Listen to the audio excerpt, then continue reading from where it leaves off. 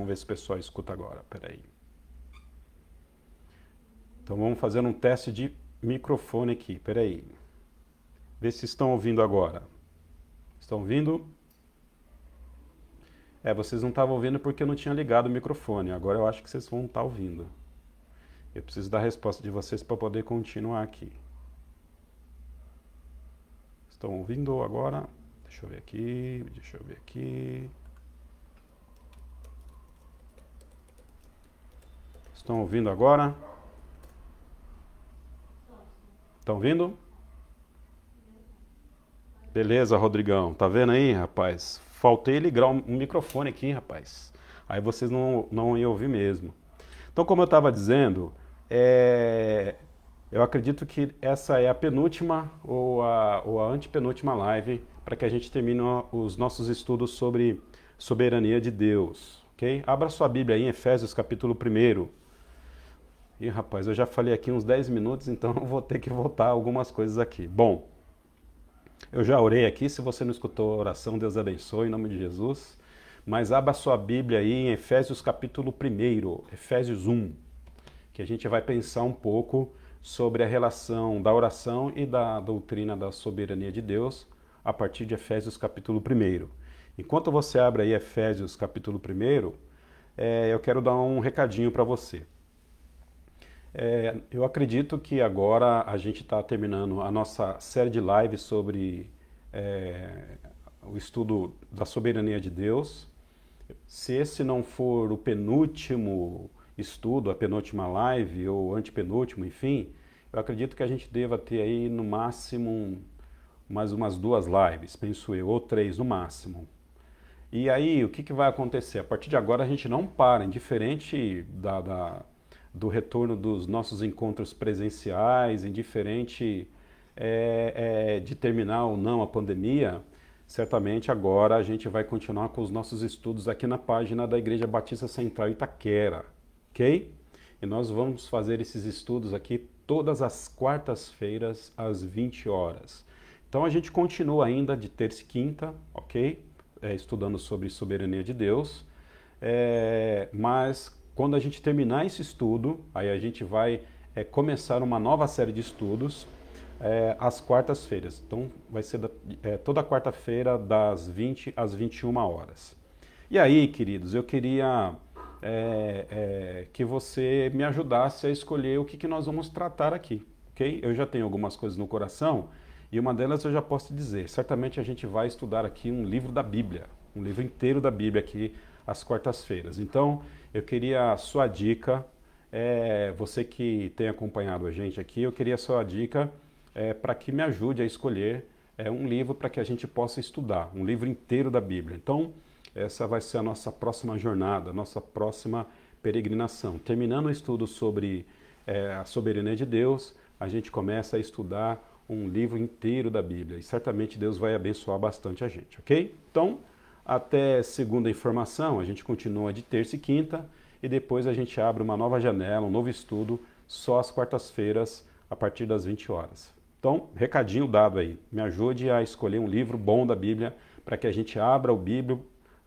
para que a gente abra a Bíblia, para que a gente coma esse livro da Bíblia aí, juntos, ok?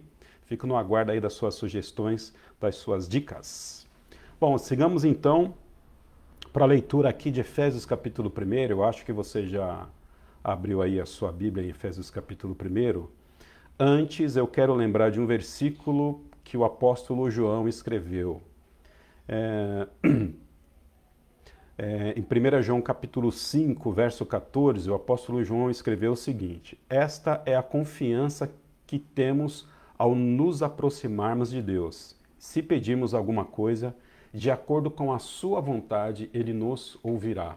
A palavra de Deus, além desse versículo aqui de João, do apóstolo João, a palavra de Deus ela está repleta de mensagens, tanto no Antigo Testamento como no Novo Testamento, de que se a gente pedir alguma coisa para o Senhor, se a gente se arrepender, se nós insistirmos na oração, certamente Ele vai ouvir o nosso coração e vai contemplar a nossa vontade, os nossos anseios, a nossa fé, aquilo que a gente está criando expectativa para que Ele nos atenda. Então, Deus pede para que o seu povo ore e Deus promete respostas ao seu povo. Então, a oração, ela é uma prática que de fato faz com que os céus se movimentem para que os nossos pedidos, dentro da vontade de Deus, eles sejam atendidos. Então a gente vai entender como é que Deus ele atende os nossos pedidos e uma vez que ele já estabeleceu um plano eterno para todas as coisas, como é que essas coisas se relacionam?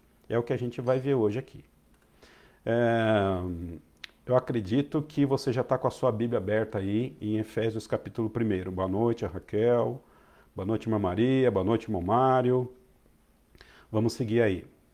Efésios capítulo 1. Vou ler aqui a partir do verso 1 e a gente vai pensar aí até o verso 14, tá bom? Efésios capítulo 1. A gente está falando de oração e soberania de Deus. Paulo, apóstolo de Jesus Cristo, pela vontade de Deus, aos santos e fiéis em Cristo que estão em Éfeso, a vocês graça e paz da parte de Deus, nosso Pai e Senhor Jesus Cristo. Paulo, quando ele abre a carta aqui aos Efésios, ele tem uma saudação aqui que ele vai repetir em outras cartas dele, e há alguns elementos aqui importantes nessa saudação. Ele é apóstolo de Jesus, né? Enviado por Jesus. Jesus é quem envia Paulo, e a vontade pelo qual ele é apóstolo, essa vontade não repousa sobre Paulo, essa vontade repousa sobre o próprio Cristo. Então a gente percebe que foi da vontade de Jesus que o apóstolo Paulo fosse apóstolo e não necessariamente da vontade dele. Aí a gente precisa lembrar aquilo que nós já temos falado e pensado acerca da natureza dos homens, né? Nós somos pessoas que temos uma natureza caída. Para que a gente responda a um chamado de Deus, para que a gente responda à vontade de Deus sobre a nossa vida, primeiro o Espírito Santo de Deus precisa trabalhar, mudar a nossa natureza, para que a gente responda positivamente ao chamado de Cristo. Então, antigamente, Paulo era Saulo, tinha uma natureza meramente adâmica, caída. Agora, quando ele escreve aos Efésios, ele já não é mais Paulo, ou melhor, ele já não é mais Saulo, agora ele é Paulo. Não só o seu nome muda, né, mas também a sua natureza muda. Ele continua ainda com a sua natureza adâmica caída, porém agora também permanece em Paulo a natureza cristã. Então, quem é crente é portador de duas naturezas, a natureza adâmica e a natureza de Cristo. Quem não é crente em Cristo é portador apenas da natureza adâmica e só pode responder à mensagem bíblica aquelas pessoas que têm a natureza de Cristo. Então, a gente já pode entender aqui que Paulo trabalha bem essa questão na introdução da sua carta, de que não necessariamente foi da vontade dele ser apóstolo de Cristo, mas foi da vontade de Cristo que ele fosse apóstolo desse Senhor. Isso não significa que Paulo não queria, isso significa que ele quis, mas para que ele quisesse, Deus primeiramente trabalhou no coração dele. E ele vai falar lá, no verso 2, ele vai continuar a sua saudação, e aí a partir do verso 3 ele vai falar que Deus é bom, que Deus tem um propósito eterno sobre a vida dos seus e de todo o universo de uma forma geral. Então vou estar lendo aqui o verso 3 de Efésios capítulo 1, verso 3 em diante. Bendito seja o Deus Pai de nosso Senhor Jesus Cristo, que nos abençoou com todas as bênçãos espirituais nas regiões celestiais em Cristo. O apóstolo Paulo está aqui bendizendo o nome de Deus. Então, se a gente entende que o apóstolo Paulo está bendizendo o nome de Deus, a gente pode certamente dizer que Deus é bom, porque está escrito na Bíblia que Deus é bom, e é por isso que o apóstolo Paulo está bendizendo o nome de Deus. Então, indiferente das circunstâncias, indiferente da situação que a gente possa passar, a gente precisa sempre ter em mente que Deus é bom, né? A gente pode lembrar de Abacuque, quando viu toda uma situação muito difícil na vida de Israel, na vida do seu povo no Antigo Testamento, bem como outras intervenções de Deus sobre o povo de Israel, que trouxeram de alguma forma mal sobre a vida do seu povo, mas a gente sempre precisa lembrar que Deus é bom, que Deus é um Deus de amor, que Deus é um Deus bondoso, que Deus é um Deus misericordioso. Deus é bom. É o que o apóstolo Paulo aqui está dizendo aos Efésios, e é o que o apóstolo Paulo está dizendo aqui para a gente. E por que Deus é bom? Verso 4, vamos lá dar uma olhadinha no contexto. Deus é bom, olha as razões pela qual o apóstolo Paulo fala que Deus é bom. Primeiro porque ele nos escolheu nele antes da criação do mundo. Então, o apóstolo Paulo, quando vai escrever aos Efésios, ele vai dizer aos Efésios que Deus é bom, porque antes dos Efésios nascerem, antes da cidade ser estabelecida, antes do mundo ter sido criado, houve um plano na eternidade, no qual nesse plano estava contido a escolha da igreja aos Efésios. Então, quando aquelas pessoas estavam ali louvando ao Senhor, quando aquelas pessoas estavam ali sedentas da palavra de Deus, tudo isso já fazia parte do plano de Deus que ele construiu antes da fundação do mundo. Então o apóstolo Paulo está dizendo aqui coisas profundas acerca da natureza dos decretos divinos do Senhor, do plano de redenção que ele traça para a humanidade. Antes da criação do mundo, Deus escolheu aquele povo. Deus escolheu a igreja em Éfeso. E ele escolheu com quais objetivos? Para sermos santos e irrepreensíveis em sua presença. Então Deus escolhe os Efésios antes da fundação do mundo. Perceba que Deus escolhe antes dessas pessoas exercerem quaisquer ação, quaisquer boas obras, antes mesmo dessas pessoas pensar em fazer o bem. Antes de tudo isso, Deus já havia escolhido essas pessoas, mas ele escolheu essas pessoas não porque elas faziam bem. Ele não escolheu essas pessoas porque seriam santas.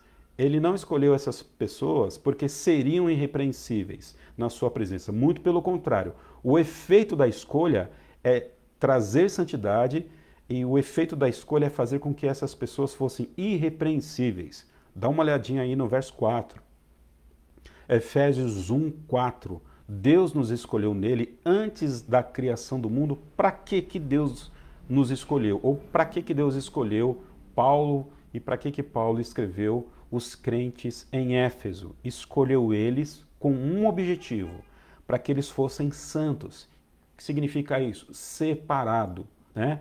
Eles foram escolhidos para que eles fossem separados em Cristo, tirados de um meio maior, para que eles fossem separados em Cristo e irrepreensíveis em sua presença. Então, irrepreensibilidade, santidade, tudo isso é a ação que Deus faz na vida do crente a partir da sua escolha. Então, o final é ser santo, o final é ser irrepreensível, mas o início é a escolha. A santidade e a irrepreensibilidade, ela precede, ou melhor, a escolha, ela precede a santidade e a irrepreensibilidade. Então, entenda o seguinte, Deus não havia escolhido aquele povo para que aquele povo fizesse outras coisas. Deus escolheu aquele povo com um objetivo claro e específico.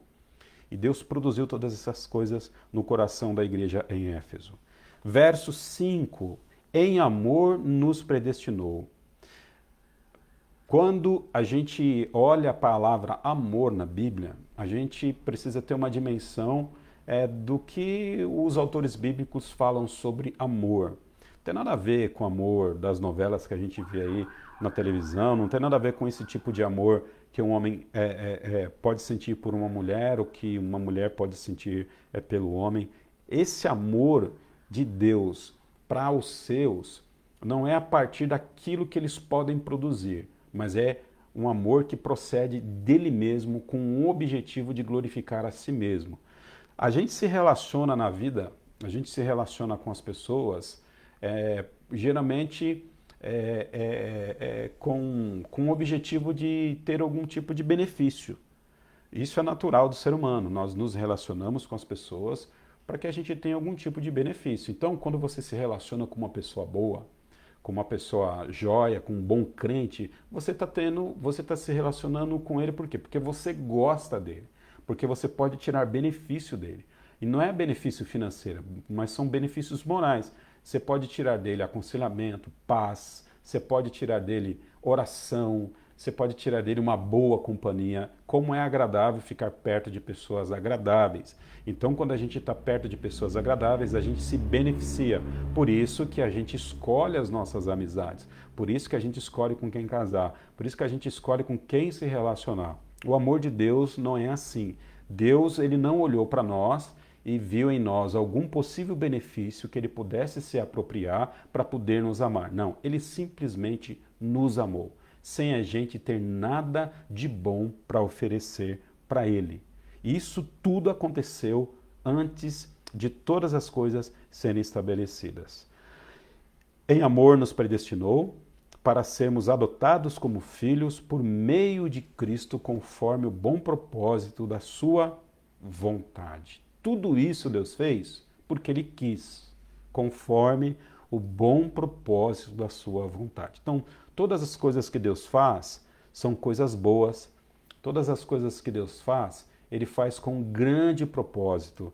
Então, todas as coisas que Deus faz, Ele faz de acordo com o seu eterno conselho, com o seu sábio conselho.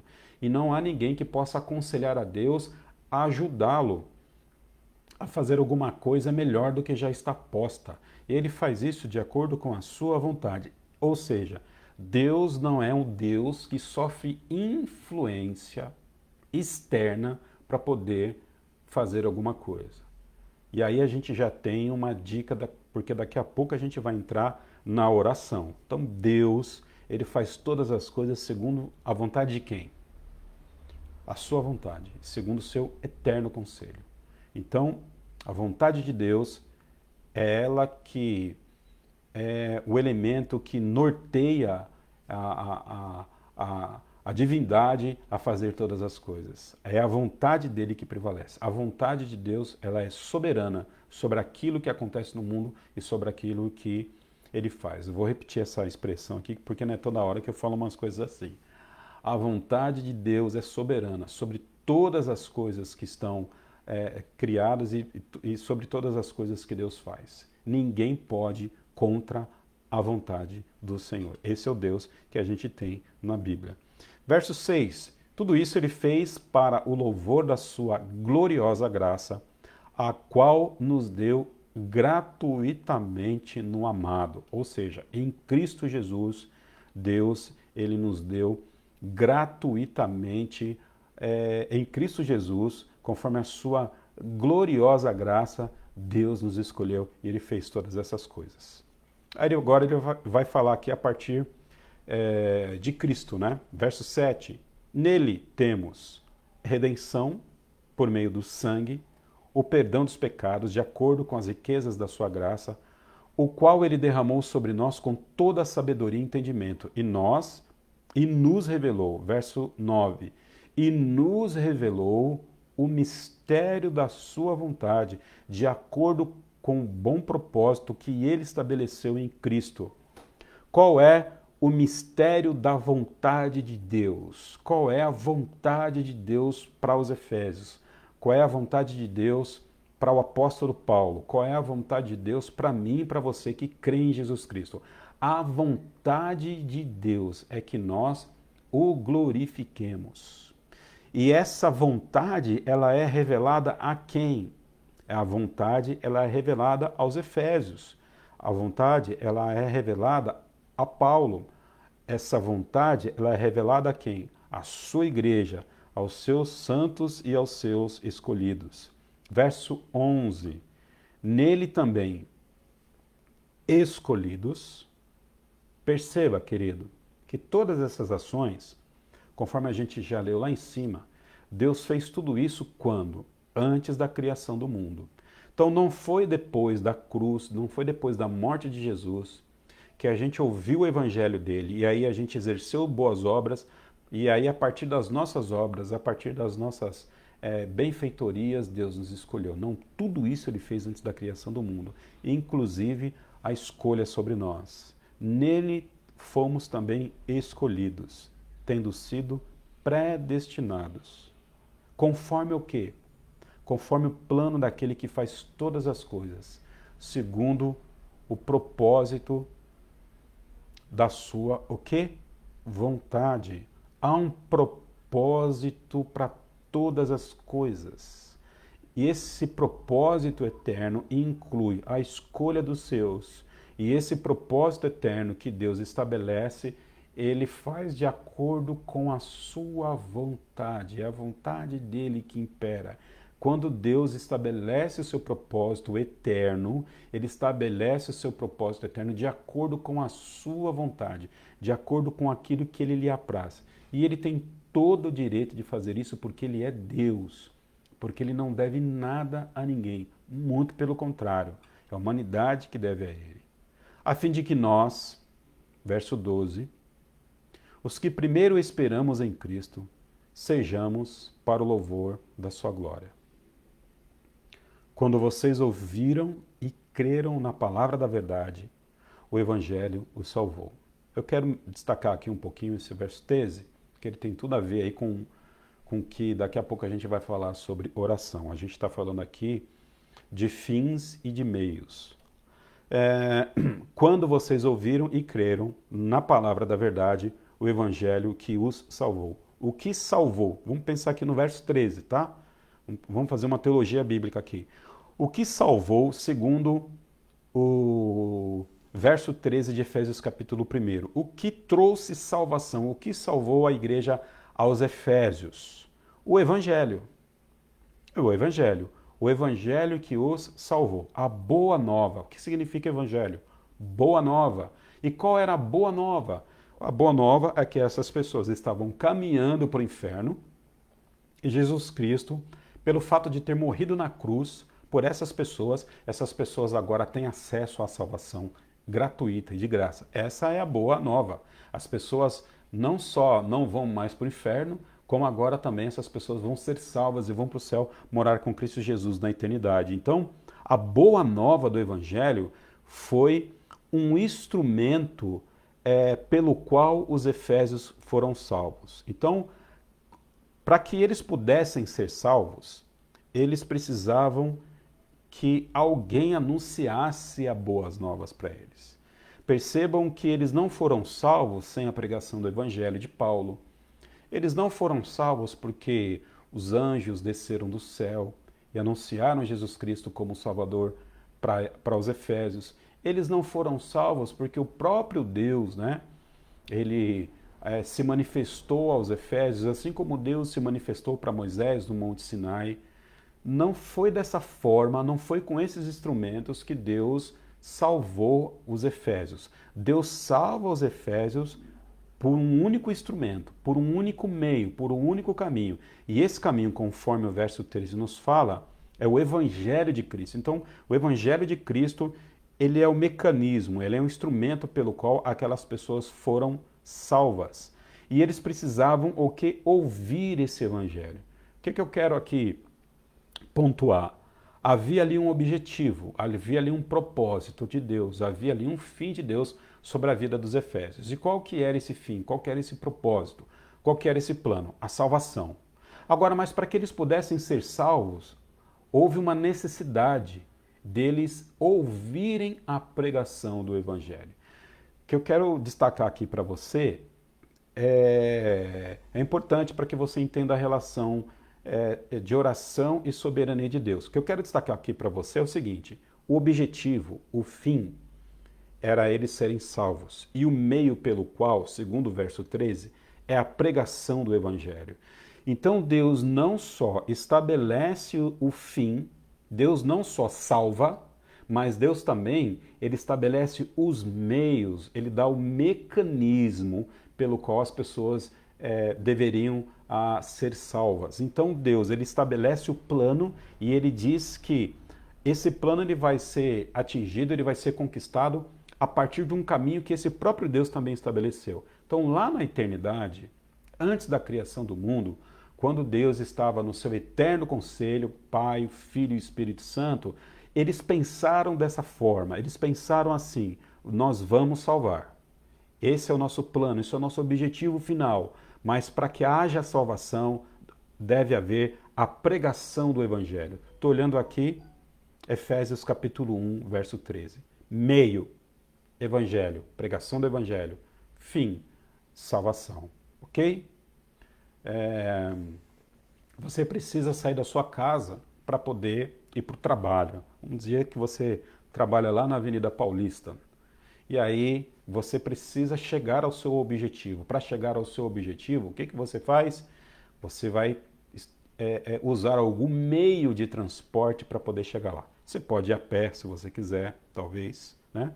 Se você tiver a possibilidade. Você pode ir de carro, você pode ir de Uber, de táxi, de trem, você pode, enfim, de moto. Você pode usar vários meios de transporte para você chegar até a Avenida Paulista. Pense assim, a caminhada, os instrumentos são os meios e o objetivo é o propósito final. Deus estabelece um propósito final que é a salvação, mas ele também dá os meios. Então, sem a pregação do Evangelho, perceba, sem a pregação aqui do Evangelho, os efésios não seriam salvos. Por isso que é importante se pregar o Evangelho, para que as pessoas possam ter um encontro com Cristo como Salvador. Verso 13 ainda, vocês foram selados em Cristo com o Espírito Santo da promessa. O que é um selo aqui? Antigamente, as pessoas, quando elas mandavam cartas, principalmente as autoridades governamentais, elas tinham lá o seu selo de cera, derretia-se lá a cera e com anel a pessoa ia lá e selava aquela carta e ninguém podia romper aquele lacre. A ideia aqui é que ninguém pode romper esse lacre que Deus colocou sobre nós. Ninguém pode tirar a salvação do seu povo, a salvação dos escolhidos de Deus, porque nós somos selados em Cristo com o Espírito Santo da promessa que vem dele mesmo, ok? 14, que é a garantia da nossa herança.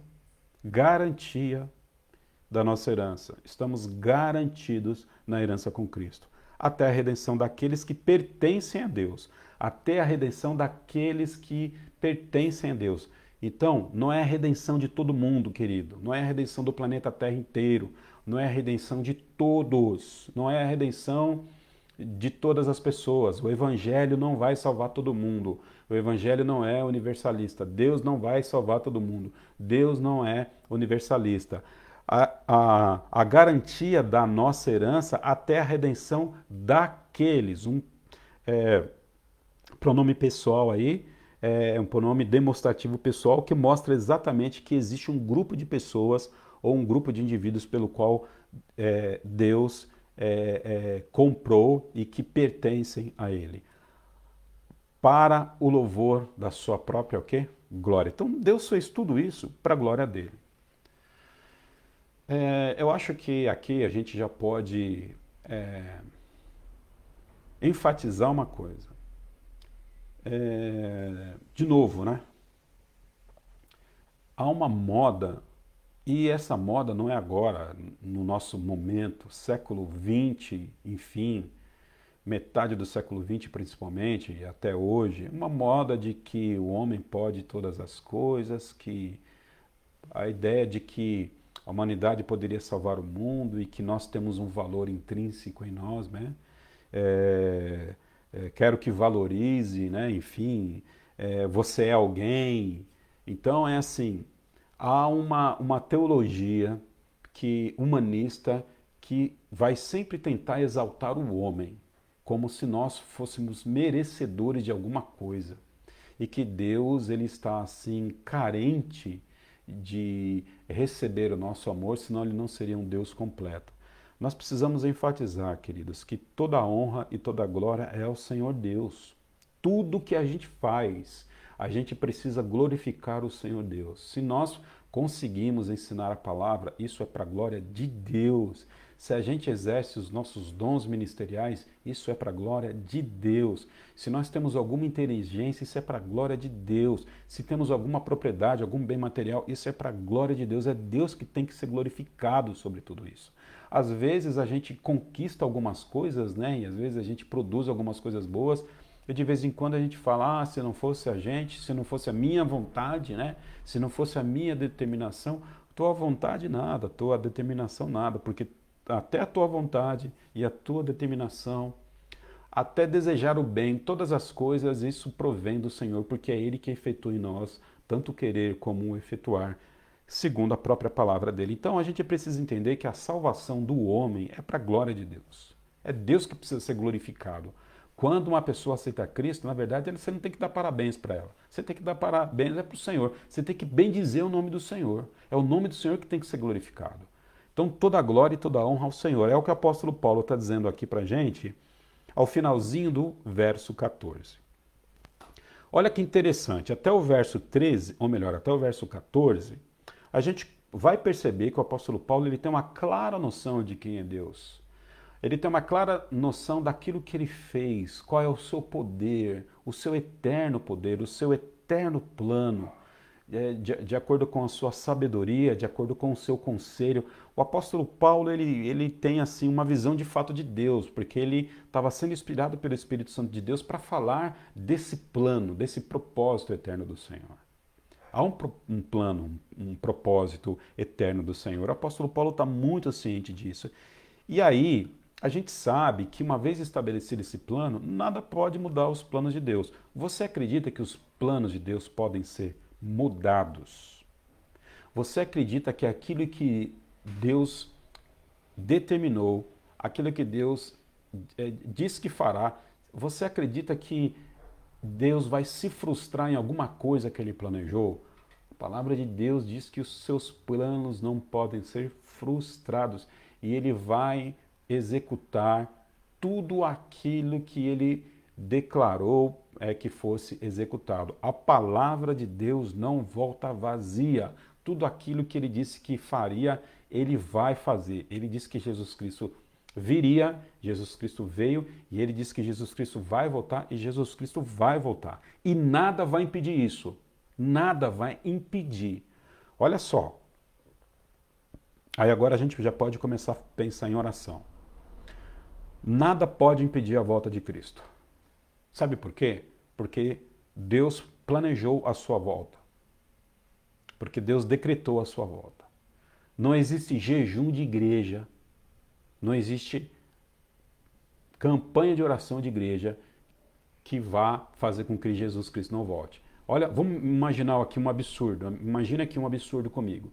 Imagina se todas as igrejas do mundo agora começassem a jejuar e a orar para que Jesus Cristo não voltasse. Imagina essa loucura. Eu acho que é uma loucura.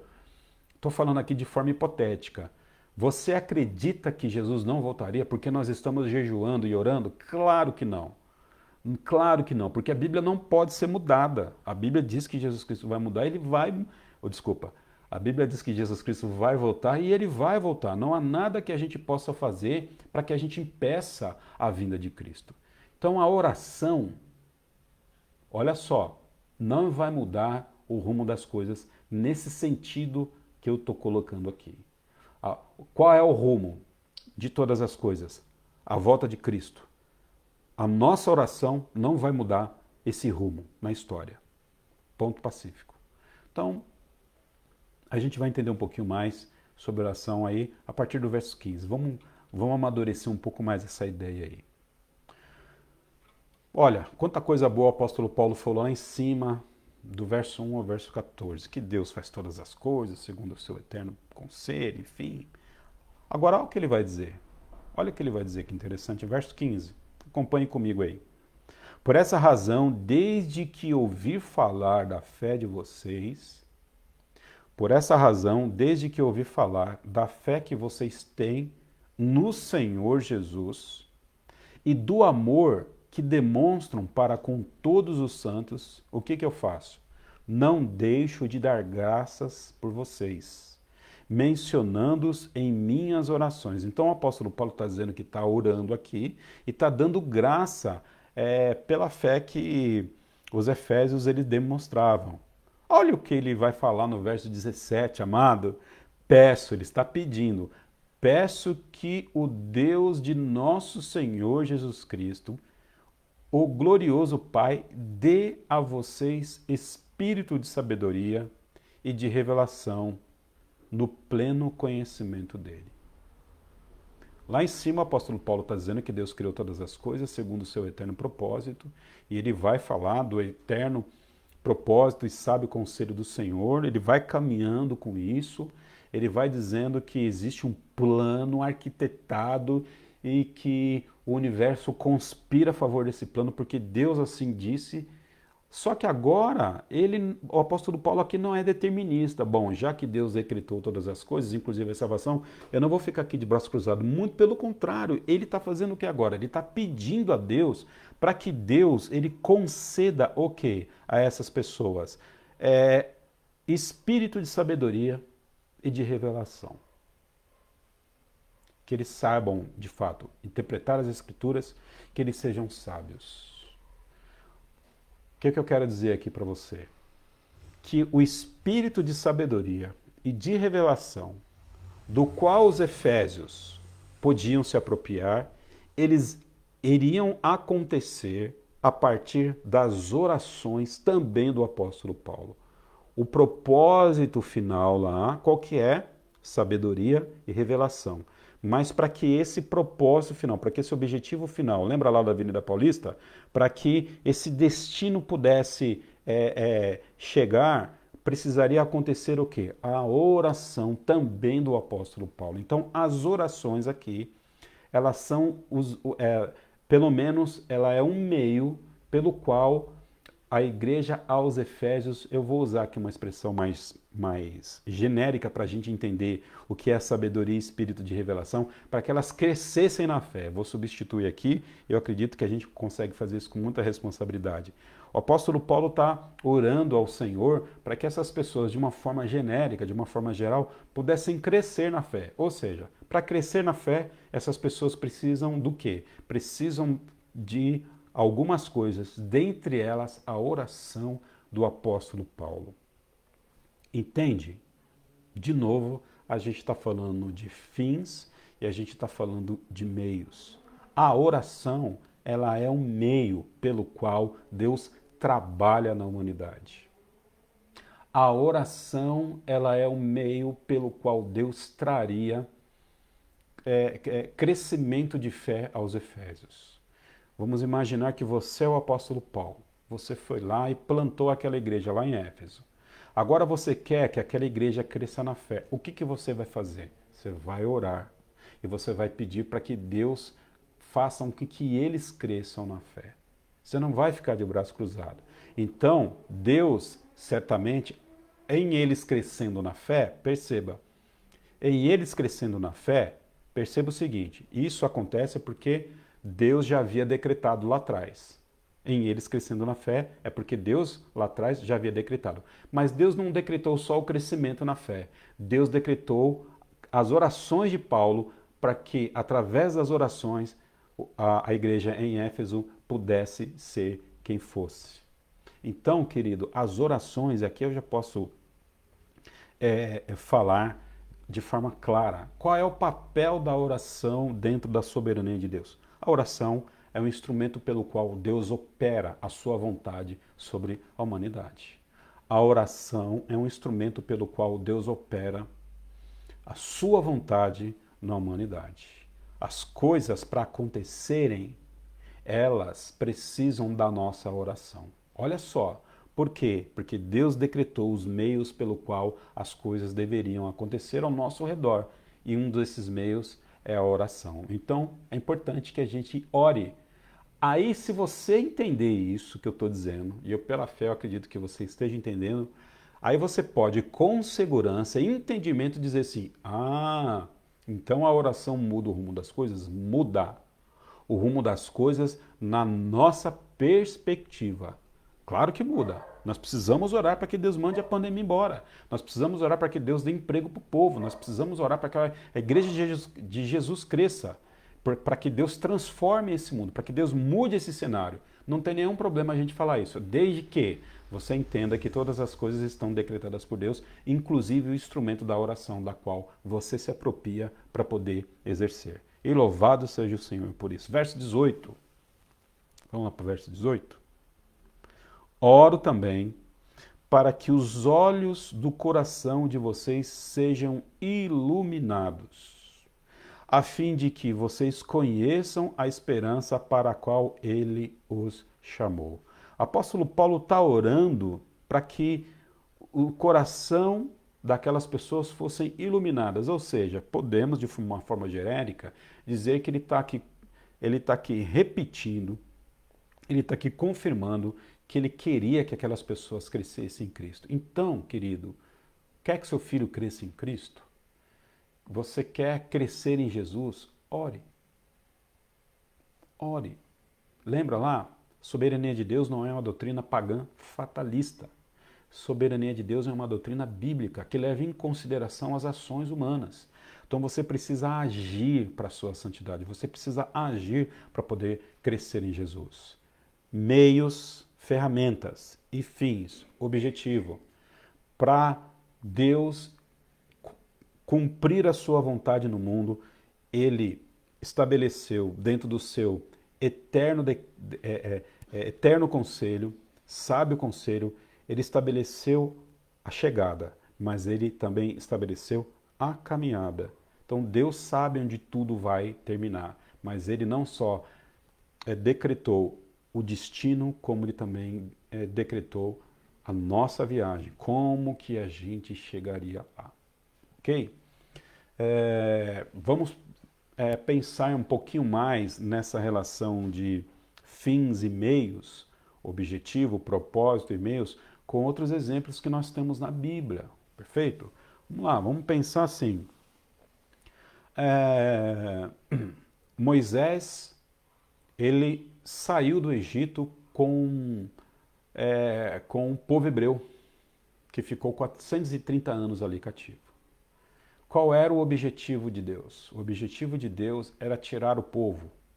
O objetivo de Deus era fazer com que aquele povo saísse da escravidão do faraó. Essa era a proposta do Senhor. Mas quais foram os meios pelo qual Deus tirou esse povo do Egito? As pragas. Deus não precisava mandar 10 pragas no Egito para poder medir força com o Egito. Deus não precisava fazer isso. Ele fez apenas para mostrar o seu poder, para combater as outras entidades, ou melhor, as outras divindades que os egípcios eles adoravam. Então, precisava de um cajado de Moisés para abrir o mar? Claro que não precisava.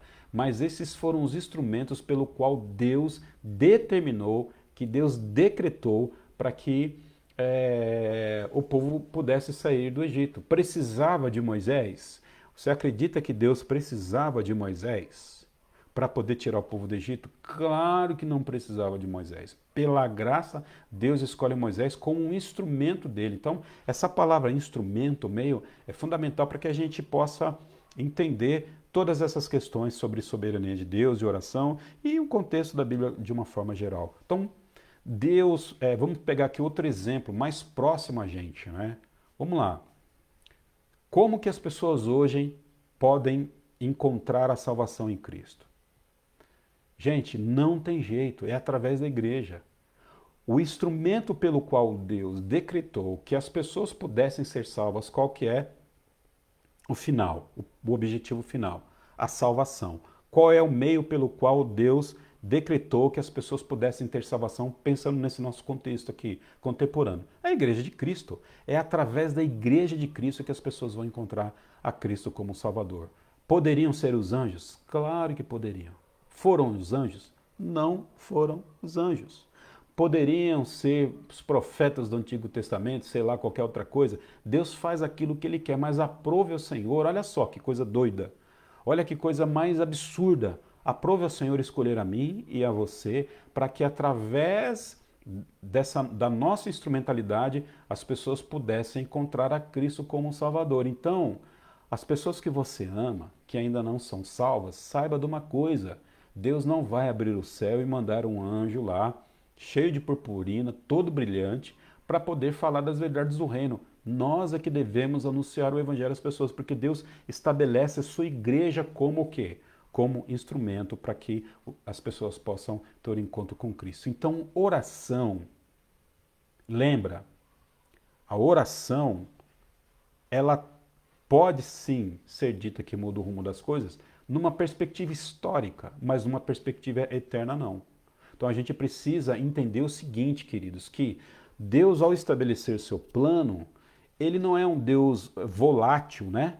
Ou volúvel, não sei qual é a melhor palavra aqui, que toda hora ele vai ficar lá atendendo a porta, porque a gente está lá tocando a campainha, e ele vai estar lá dizendo o seguinte: o que você quer agora? Não, agora eu quero isso. Não, agora aquilo outro. Aí ele fala assim: espera aí que vou ajustar o meu plano aqui para poder atender a sua necessidade. Não, esse Deus seria um Deus inseguro, esse Deus seria um Deus que não sabe o que está fazendo, que não sabe para onde que ele está levando todas as coisas. Por isso que as orações, elas servem sim a um propósito, ok?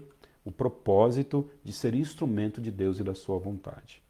Eu li 1 João capítulo 5, verso 14 no início, lá estava sem microfone, o microfone não estava ligado, agora está, então eu vou ler de novo. 1 João capítulo 5, verso 14.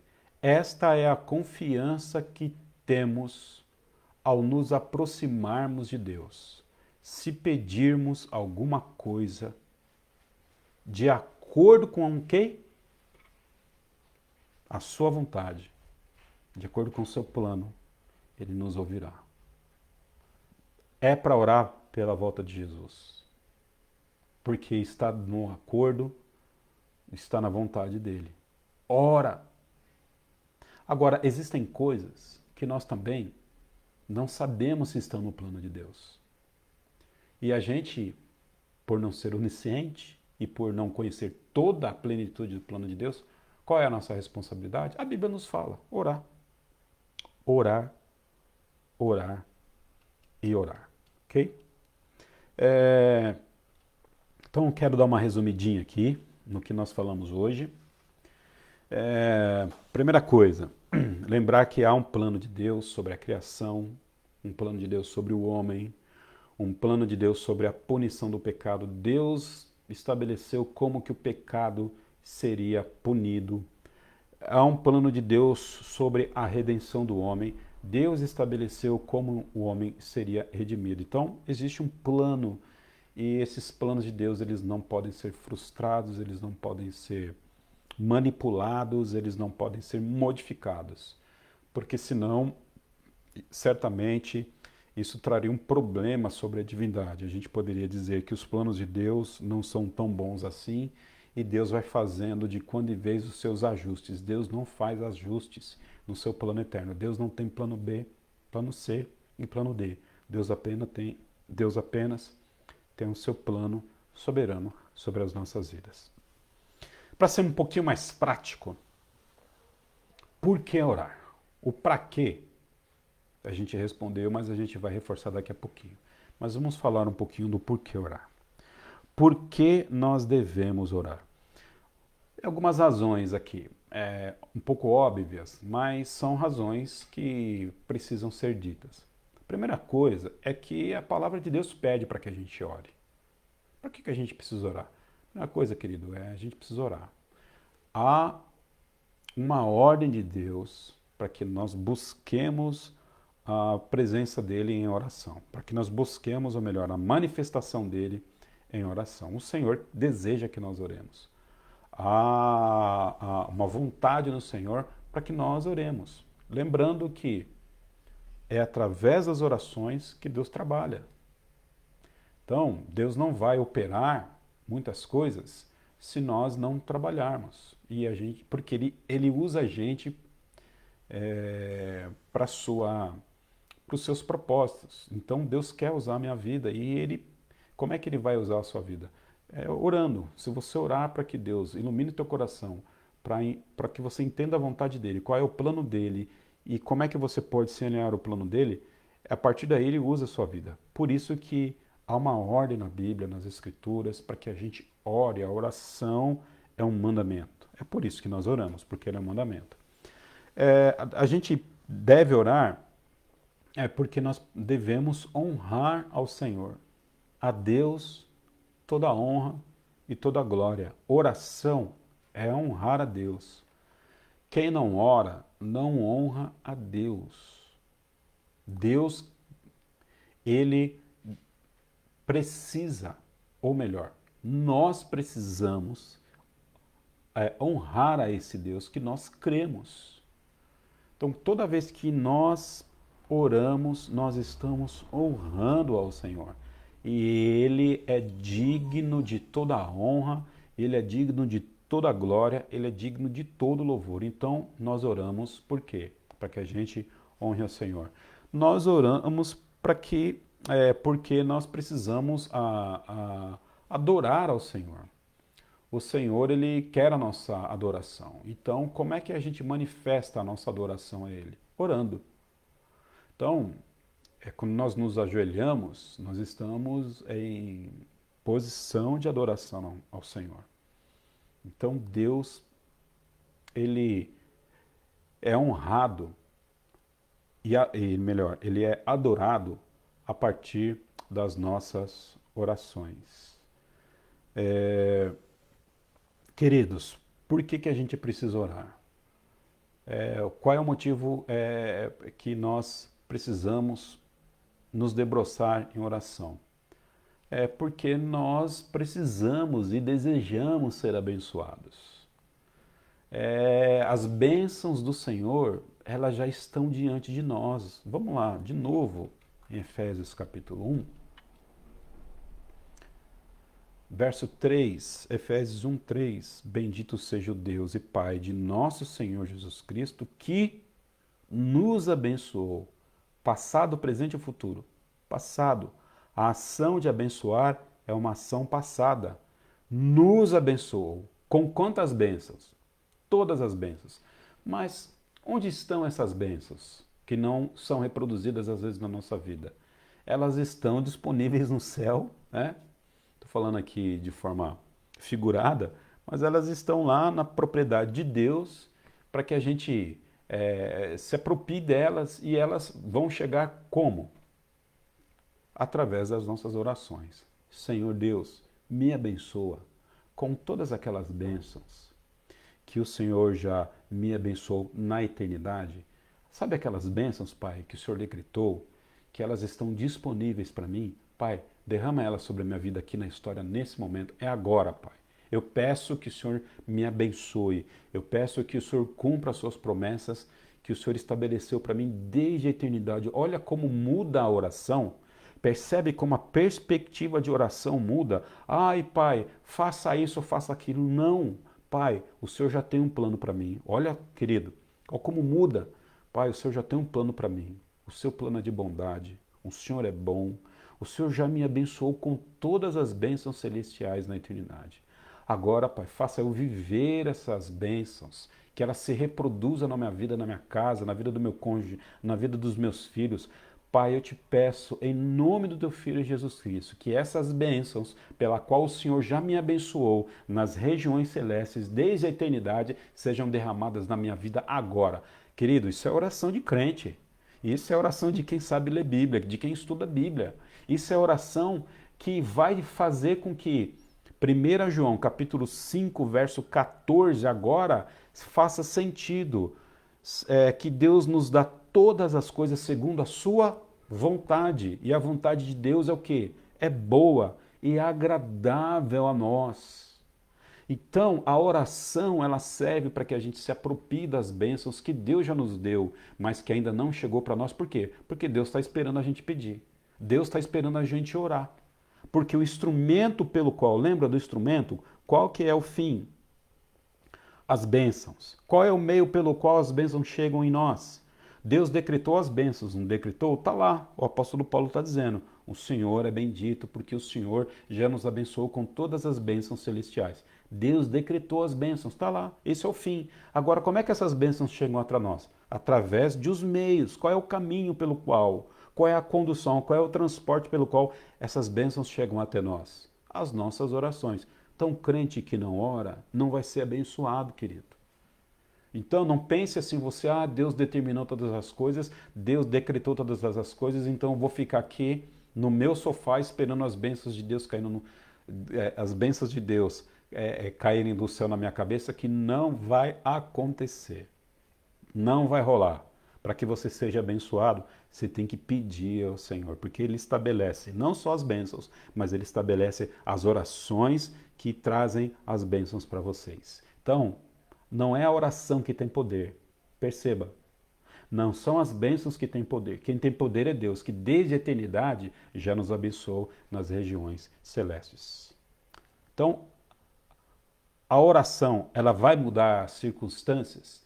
Ela vai mudar as circunstâncias, uma vez que essas circunstâncias da vida já estejam decretadas de mudança desde a eternidade com o nosso Senhor. Então, soberania de Deus, ela não faz com que a gente sente e a gente cruze os braços e diga, bom, a vida é triste, vai ter que morrer mesmo, fazer o quê? Negativo. Coronavírus está aí, sinto muito, né? Algumas pessoas vão ter que morrer mesmo. Não é isso que a palavra de Deus diz para nós, não. Coronavírus está aí, vamos enfrentar isso com responsabilidade, vamos enfrentar isso aí com saúde, com educação, vamos, enfim, nos preparar para sairmos disso, porque não é porque Deus mandou o coronavírus, não, filho, que a gente vai ficar aqui agora de braço cruzado esperando Deus matar quem Ele quer matar e a gente tentar sobreviver de alguma forma, não. Deus quer que a gente ore. Por isso que, lembro, né? A gente está terminando essa série de estudos, por isso que é sempre bom enfatizar. Pastor, por que a gente está estudando isso, né? Isso é calvinismo, arminianismo? Não tem nada a ver com esse assunto. Estou querendo aqui realmente comunicar o que a palavra de Deus nos diz, que a gente precisa ter segurança no Senhor, porque Ele é dono de todas as coisas e nós somos o seu instrumento para que Deus opere no mundo. Então, queridos, enquanto a gente ficar perdendo tempo com coisas secundárias, com coisas supérfluas, enquanto a gente ficar perdendo tempo com um monte de coisa que a gente sabe que tem um monte de crente perdendo tempo por aí, a gente precisa orar para que Deus manifeste o seu poder na terra. Eu não estou aqui espiritualizando a nossa vida, mas a gente às vezes perde muito tempo com umas coisas e dedica-se pouco tempo com a oração. Ok? Por que orar? Porque devemos honrar ao Senhor, devemos adorar o Senhor, devemos ser abençoados por Ele, devemos pedir para que Ele se manifeste na nossa vida através da oração. E para que orar? Para que Deus opere no mundo. As orações, elas são um instrumento de Deus para que a sua vontade seja manifesta. Amém? Lembra lá? Você tem um monte de bênção que está guardada para ti. Deus já separou o que é seu e ninguém vai tirar o que é seu. Ninguém vai pegar a sua bênção. E Deus não vai te deixar de abençoar se Ele assim determinou te abençoar. Como Ele determinou abençoar a vida de José do Egito, lembra lá? Olha, o Senhor estava com José. O Senhor estava com Davi também. O Senhor estava com Elias. Então, aquilo que Deus vai fazer na sua vida, Ele vai fazer. Mas lembra que você tem uma responsabilidade. Pedir para que Deus abençoe a sua vida e que use a sua vida. Amém? Deus é soberano e nós temos a nossa responsabilidade. A melhor expressão de que nós somos responsáveis é que nós precisamos nos debruçar a Deus em oração. Amém? Eu acho que é isso. Estou terminando por hoje aqui. Tem alguma perguntinha aí, meu bem? Você que estava acompanhando? O pessoal já está bem aí, graças a Deus. O pessoal já está bem aí. Irmão Mário, um abraço. Rodrigo, irmã Glória, irmã Badia, irmã Início, irmã Maria, todos vocês aí que ficaram comigo essa horinha. Que Deus abençoe a vida de vocês. A gente volta semana que vem. Agora, como vocês puderam perceber aí, ó, tô com uma câmera nova, graças a Deus. Tiveram uns irmãos aí que se juntaram e arrumaram uma câmera nova, a qualidade da imagem melhorou, a qualidade do som também. Então agora a gente vai caprichar mais nas nossas lives, nos nossos estudos, para que Deus ele abençoe a vida da Igreja Batista Central Itaquera e não só a vida da Igreja Batista Central Itaquera, mas de todos os nossos irmãos e que estiverem conosco e nossos amigos também. Entende? Olha só. Deus vai abençoar. Mas para Deus abençoar, a gente precisa fazer live. O instrumento pelo qual Deus abençoa a vida das pessoas é anunciar o Evangelho através das lives. Percebe? Fins e meios. Que Deus nos abençoe. Eu acho que é isso.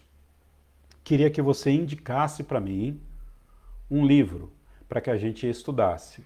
Nós já estamos quase no finalzinho aqui dessa série de estudos e depois nós vamos estabelecer um livro para que a gente estude. Então, fica aí a dica. Ajuda o pastor em oração para que a gente escolha um livro. Deus quer que nós estudemos um livro. Então, qual é o instrumento pelo qual Deus vai fazer com que a gente escolha o livro? Espírito Santo de Deus e a indicação de vocês. Amém? Espero que vocês fiquem na paz do nosso Senhor Jesus Cristo. Vamos orar nesse instante? Vamos orar. Pai, nós te agradecemos. Obrigado, Pai Santo, por tudo que o Senhor tem feito em nossa vida. Se conosco, ó Deus. Nós estamos orando aqui nesse momento porque nós aprendemos hoje aqui sobre a oração, que ela é eficaz, que ela é da sua vontade e que é através dela que o Senhor estabelece, ó Pai Santo, o seu plano. Eu te peço, ó Deus, em nome do teu Filho Jesus Cristo, pela Igreja Batista Central Itaquera, por todos esses irmãos, ó Pai Santo, que têm se esforçado aqui em estar conosco às terças e quintas, e bem como todos aqueles outros também que por outros motivos não podem, que o Senhor nos abençoe. Abençoe também, ó Pai Santo, todas aquelas pessoas que no futuro vão, ó Pai, se apropriar dessa palavra. Em nome de Cristo eu oro. Amém, Senhor Deus. Que Deus abençoe sua vida.